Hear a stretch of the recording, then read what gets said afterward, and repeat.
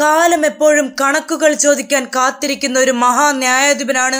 അധികാരത്തിലിരിക്കുമ്പോൾ ആരും വിചാരിച്ചേക്കാം ഈ സിംഹാസനങ്ങൾ എന്നെന്നും തനിക്കുള്ളതാണെന്ന്. എന്നാൽ അഹങ്കാരത്തിന്റെ ഗോപുരങ്ങളെ കാലം എങ്ങനെയാണ് കടപുഴക്കി എറിയുന്നത് എന്നതിന്റെ ഏറ്റവും പുതിയ ഉദാഹരണമാണ് കേരള പോലീസ് തലപ്പത്ത് നാം ഇപ്പോൾ കണ്ടുകൊണ്ടിരിക്കുന്നത്. കേരള പോലീസിൽ ഒരു കാലത്ത് അക്ഷരാർത്ഥത്തിൽ ഒരു സിംഹത്തെ പോലെ ഗർജിച്ച് നടന്നിരുന്ന ADGP MR അജിത് കുമാർ ഇന്ന് ചിറകറ്റ് വീണ ഒരു പക്ഷിയെ പോലെ നിശബ്ദനായി വീട്ടിലിരിക്കുകയാണ്.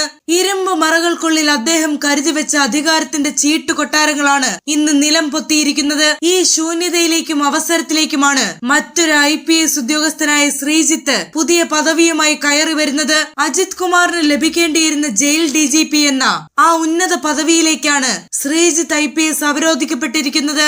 എന്തുകൊണ്ടാണ് അധികാരത്തിന്റെ തണലിൽ എന്തുമാകാമെന്ന് കരുതിയ ഒരു ഉദ്യോഗസ്ഥന് ഇങ്ങനെ ഒരു വലിയ പതനം സംഭവിച്ചത്? അതിന്റെ ഉത്തരം കിടക്കുന്നത് നവകേരള സദസ്സുമായി ബന്ധപ്പെട്ട സംഭവ വികാസങ്ങളിലാണ്. മുൻ മുഖ്യമന്ത്രി പിണറായി വിജയന്റെ നവകേരള സദസ്സിനിടെ കരിങ്കൊടി കാണിച്ച KSU യൂത്ത് കോൺഗ്രസ് പ്രവർത്തകരെ മുഖ്യമന്ത്രിയുടെ ഗൺമാൻമാർ മൃഗീയമായി മർദ്ദിച്ച സംഭവം കേരളം കണ്ടതാണ്. അതൊരു സാധാരണ മർദ്ദനമായിരുന്നില്ല, മറിച്ച് കൊല്ലാൻ വേണ്ടി തന്നെയുള്ള ഒരു ആക്രമണമായിരുന്നു. ഈ കേസ് അന്വേഷണത്തിന്റെ വഴിയെ പോയിരുന്നെങ്കിൽ ഒരുപക്ഷെ കാര്യങ്ങൾ മറ്റൊന്നാകുമായിരുന്നു. എന്നാൽ അവിടെയാണ് MR അജിത് കുമാർ എന്ന ADGP തന്റെ അധികാരം ദുർവിനിയോഗം ചെയ്തത്. ഗൺമാൻമാർക്ക് രക്ഷാകവചം ഒരുക്കാൻ സാക്ഷാൽ പോലീസിനുള്ളിലെ കള്ളനായി അദ്ദേഹം മാറി. സത്യത്തെ വെറും കൈവെള്ള കൊണ്ട് മറയ്ക്കാൻ ശ്രമിച്ചതുപോലെ അന്വേഷണ ഉദ്യോഗസ്ഥരെ തന്റെ ഓഫീസിലേക്ക് വിളിപ്പിച്ച് കേസ് ഡയറിയിലും രേഖകളിലും തിരിമറി നടത്താൻ അദ്ദേഹം ശ്രമിച്ചു. എന്നാൽ സത്യം എപ്പോഴെങ്കിലും മൂടി വെക്കപ്പെട്ട ഇടങ്ങളിൽ നിന്നും പുറത്തു വരിക തന്നെ ചെയ്യും.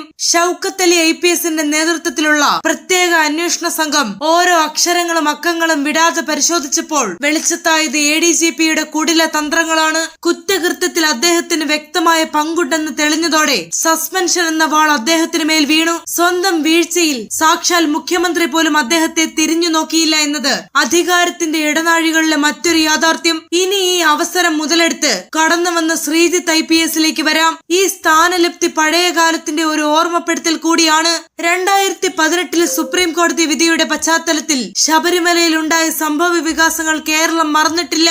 നൂറ്റാണ്ടുകളായി ശബരിമലയിൽ അനുവർത്തിച്ചു വരുന്ന നൈഷ്ഠിക ബ്രഹ്മചാരിയായ അയ്യപ്പന് മുന്നിലെ ആചാരങ്ങളെ തച്ചുടയ്ക്കാൻ വന്ന ശക്തികളെ മുഴുവൻ കൈപിടിച്ച് സന്നിധാനത്തേക്ക് എത്തിക്കാൻ അന്ന് കച്ചകെട്ടി ഇറങ്ങിയത് ഇതേ ശ്രീജിത്ത് IPS ആയിരുന്നു. ഒരു ദിവസം മുഴുവൻ അദ്ദേഹം ഇതിന് പിന്നാലെ ആയിരുന്നു. എന്നാൽ കോടിക്കണക്കിന് വിശ്വാസികളുടെ പ്രതിഷേധത്തിനും കണ്ണീരിനും മുന്നിൽ ഒടുവിൽ മുട്ടുമടങ്ങിയപ്പോൾ സന്നിധാനത്ത് വെച്ച് ഇതേ ശ്രീജിത്ത് പൊട്ടിക്കരഞ്ഞതും നാം കണ്ടു. ജനങ്ങളെ വെറുപ്പിക്കുന്ന ചില കാര്യങ്ങൾ ചെയ്തിട്ടുണ്ടെങ്കിലും അത് നിയമത്തിനുള്ളിൽ നിന്നുകൊണ്ടായിരുന്നു എന്നത് മാത്രമാണ് ശ്രീജിത്തിന് അനുകൂലമായുള്ള ഒരേ ഒരു ഘടകം. മറുവശത്ത് അജിത് കുമാറിന്റെ DGP ആകണമെന്നുള്ള മോഹങ്ങൾ പൂർണ്ണമായും അസ്തമിച്ചിരിക്കുകയാണ്.